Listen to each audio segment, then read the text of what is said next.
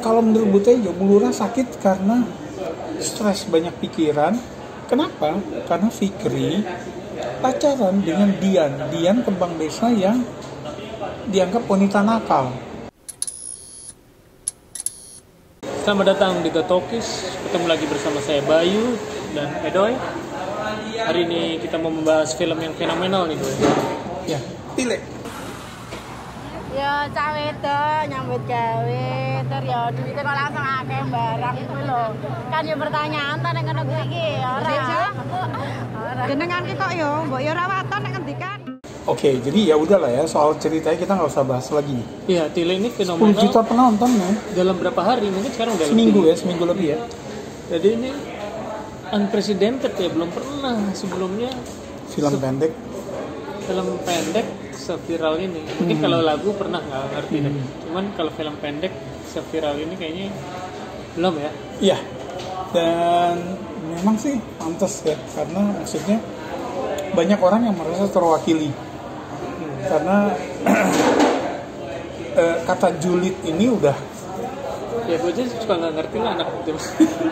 Ini julid apa sih? iya, jadi kepo, julid, ngomongin orang gitu ya, itu udah di mana-mana. Dan iya, banyak dari kita yang merasa terwakili gitu loh oleh sosok Bu Tejo. Nah, maksud gue yang istimewa dari Tilik adalah bahwa gue nggak tahu dia baca Tilik atau Tile. Tilik. Bahwa jadi ini kalau gue ya, pegangan gue adalah sebuah film yang bagus adalah ketika kita menikmati di level superficial, di level apa sih, permukaan, itu kita dapet ya, maksudnya kita terhibur gitu ya. Bu Tejo itu kan karakter menyebalkan yang menghibur, betul ya kan? Iya. Filmnya pun dibalut komedi, satir ya walaupun. Sorry. Nah, tapi begitu kita coba meresapi, masuk ke dalam, itu ada substansinya lagi gitu kan, yang bisa jadi food for thought gitu ya. Oke. Cerita coba, apa sih substansi apa emang yang kita temukan? Enggak, maksud gue gini, banyak yang berhenti pada bahwa ini soal gosip-menggosip, yang gosipnya benar atau nggak benar kan gitu ya. Nah, di level itu pun sebenarnya film ini cakep nih, Bay. Jadi Kayaknya gue di level itu. ya, jadi maksudnya dari penulis nih, Bay, dia bisa ngegiring penonton ya. Penulisnya Bagus Sumartono dan sutradaranya siapa? Wahyu Agung Prasetya, bisa ngegiring penonton untuk percaya satu hal, kemudian dibelokin lagi, kemudian dibelokin lagi gitu Plot kan. twist. Ya, kalau mau dibilang plot twist ya, walaupun ya gitulah gitu Itu ya. kalau orang Indonesia harus dikasih plot twist memang Jadi rahasia. ya, kalau menurut gue mereka bermain-main dengan asumsi orang dan berhasil, karena kita punya asumsi terhadap omongan mereka, termasuk terhadap tokoh-tokohnya, ya kan? Sama seperti kalau di awal-awal disebut Bu Lurah sakit gitu kan, orang mikirnya istrinya Pak Lurah yang sakit. Karena memang di daerah terutama ya, wajar menyebut istri Pak Lurah sebagai Bu Lurah. Tapi ini yang kita omongin yang di film ini adalah Seorang wanita yang jadi lurah. seorang wanita yang jadi lurah. Karena Gitu. akan ada pencalonan lagi ternyata. Iya. Jadi itu, nah kalau substansinya kalau menurut gue yang Bu Tejo lakukan adalah gerakan politik sebetulnya, Bang. Gerakan politik. Jadi Bu Lurah ini menurut dia, Bu Lurah ini single, ditinggal pergi sama suaminya. Bu Lurah punya anak namanya Fikri yang sudah beranjak dewasa. Nah, kalau menurut Bu Tejo, Bu Lurah sakit karena stres, banyak pikiran. Kenapa? Karena Fikri pacaran dengan Dian kembang desa yang dianggap wanita nakal. Karena banyak fotonya di Facebook beredar dia dengan laki-laki yang lebih tua gitu kan ya. Nah, itu juga kan ya, maksud gue realitanya di masyarakat kita, ketika ada wanita muda dengan laki-laki yang jauh lebih Langsung tua, ngejudge ya? iya, ceweknya nakal. Tapi dia berdasarkan ada foto sebetulnya juga ya. Iya, Tapi walaupun dia nggak Iya. yang namanya foto kan seperti Yuning gitu ya, salah Iya. satu tokonya bilang kan bisa aja dia nganterin wisata atau betul, gitu loh. Artinya kita suka, asumsi kita suka membuat kita menutup kemungkinan-kemungkinan lain kan, gitu loh. Nah itu kita digiring ke asumsi-asumsi itu. Jadinya ini yang bikin termasuk salah satu faktor yang bikin viral ya, bahwa apa namanya itu gibah bener atau enggak sih? Nah itu ya. Iya. Ada pro kontra di. Iya. Jadi begitu videonya muncul dirilis 17 Agustus kemarin, ada pihak yang mengatakan A sama B, itu yang Iya. yang membantu mereka jadi viral. Iya, jadi ya bahwa yang gue suka dari sini adalah bahwa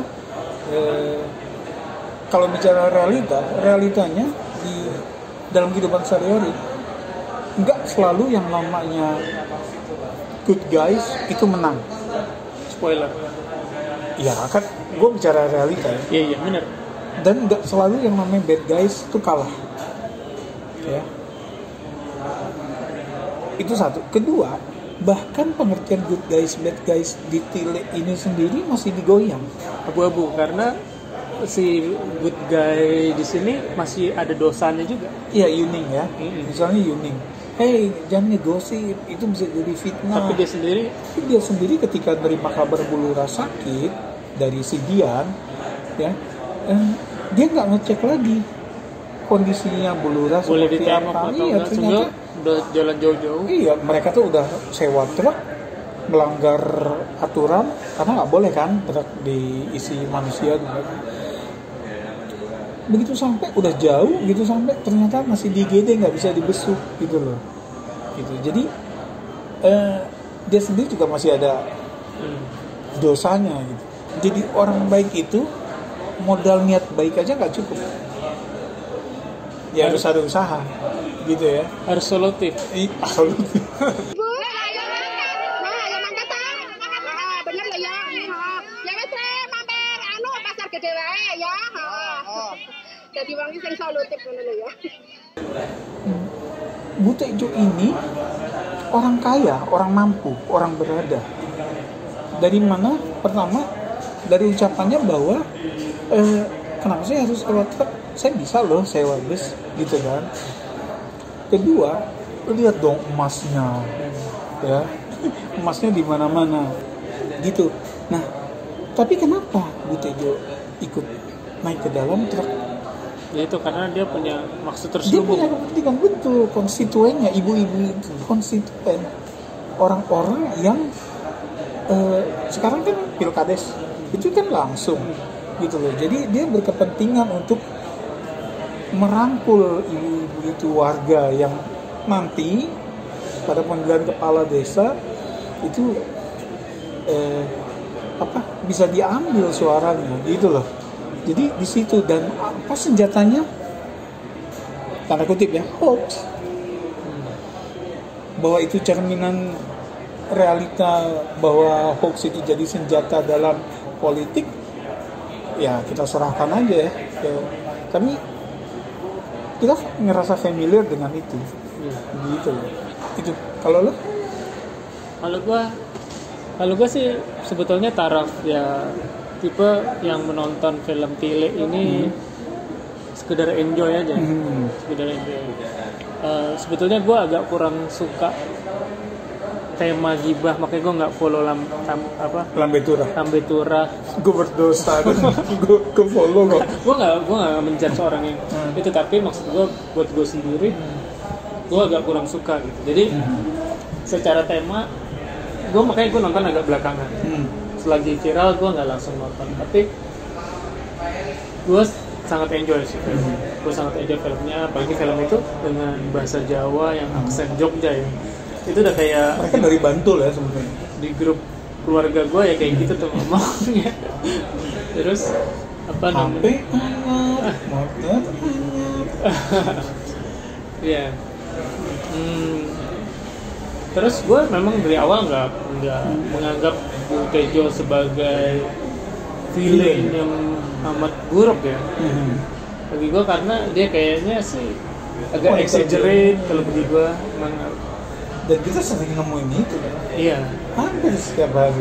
Nah, jadi kalau bicara teknis, oke, tadi kan kita sempat kita kasih kredit ke penulis, sutradara dan produser ya. Nah, secara teknis, ini gue juga ada salut ke sinematografernya. Hampir sepanjang film ini kan isinya dialog yang di dalam bak truk. Ya. Kalau kita lihat kan kejaga ya. Nah, tapi ada satu lagi kalau menurut gue yang MVP. Iya, MVP-nya nih buat gue, yaitu sound recordist-nya. Iya. Kita ya susah banget kayaknya mobil bergerak, bak terbuka, Iya, jadi merekam audio. Iya, sound recordist itu dia merekam dialog ya, merekam dialog. Nah, setengah jam ini isinya dialog semua, gitu. Jadi untuk kita nih kalau di dunia produksi ya, merekam dialog di outdoor itu nightmare karena banyak elemen yang kita nggak bisa kontrol kan, orang lewat, kendaraan lewat, gitu kan. Bajailah motor. Iya, kalau hujan misalnya petir segala macem gitu ya. Nah ini udah outdoor di dalam truk, artinya ada suara mesin. Karena truknya emang beneran jalan kan, nggak kayak Hollywood yang pakai green screen kan. Atau ditarik. Iya, ini truknya beneran jalan. Jadi suara mesin yang konstan, white noise tuh, itu nyaris nggak kedengeran. Terus ketiga sama ya kendaraan lain ya. Dan hasilnya adalah bisa kita nikmatin sendiri.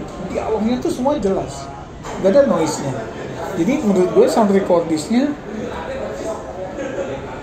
ini, si Om ini juara banget. Bapak sudah melanggar peraturan pemerintah nomor 55 tahun 2012 pasal 5 ayat 4. Jadi dengan terpaksa Bapak saya tilang. Pak Polisi, Dan setelah ini Pak Polisi kami tuh mau tilang Bu Lurah loh Pak. Nah, kalau memang mau nitpicking yang gue agak kurang suka, ya, karena ini nyaris semua film suka. Emang ada kelemahannya? Ada gitu misalnya kalau buat gue, itu adegan polisi itu. Oh iya. Ya itu terlalu komikal untuk sebuah film yang tone-nya udah kejaga satirnya ya. Gitu. Tone satirnya udah kejaga, terus ada polisi yang Ya walaupun Bu Tejo-nya exaggerate sih dia emang gayanya ya. Tapi polisinya nggak gitu juga sih. iya yang dada-dada polisi bengong Sama gitu kan. respon ibu-ibu pada saat ada polisinya juga agak berlebihan ya. Walaupun sebetulnya celutukan Bu Tejo di situ kena pakai empatinya dong, bener gitu ya. Gua tolong Pak. Sabar, Ibu. Empatinya itu Ya. nggak dipakai Pak. Empatinya itu loh Pak. Ya Allah. sabar. Buat gue tele 9. Buat gua 8. Oke, sampai ketemu. Yang belum subscribe tolong di subscribe. Juga komennya gimana pendapat kalian tentang Tilik? Atau mau ngasih rekomendasi film pendek lain, silakan di kolom komen. Terima kasih udah mampir. Sampai ketemu di episode berikutnya. Salam.